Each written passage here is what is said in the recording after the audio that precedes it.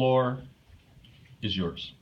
All right. All right. So in our communities, we learned that to be just and to treat people fairly. So when people are treated fairly, it goes against our integrated habitual outlook on fairness and is perceived to be wrong.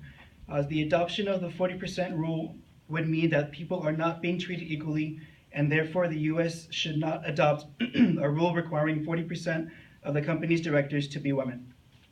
Adopting this policy would mean that there is a quota to fill. With a 40% women as directors quota, you're saying that when candidates are equally well qualified for a position, priority will go to the candidate of the underrepresented sex.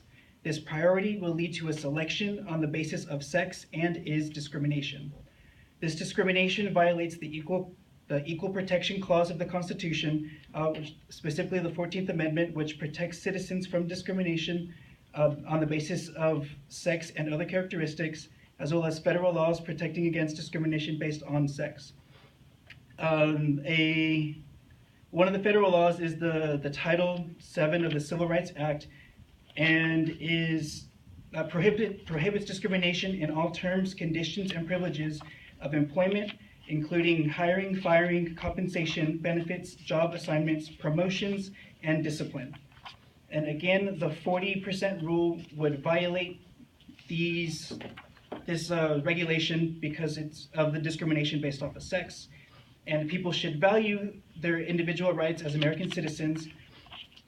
And these individual rights are protected and emphasized by the Constitution, the Bill of Rights, and the Civil Rights Act.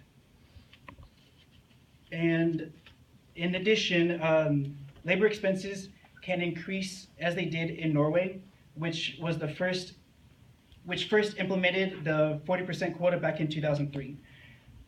And according to Forbes.com, discussing women on boards quotas, this happened because of the lack of layoffs that were offered.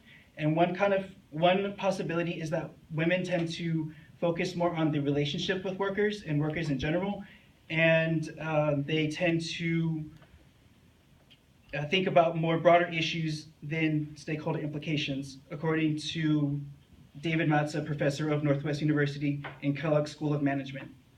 The basic business principle is to minimize their expenses and to maximize their profits, and therefore for the greatest overall good for the business is to minimize those expenses and to maximize their profits to promote business growth, so that for the benefit of the shareholders. Thank you.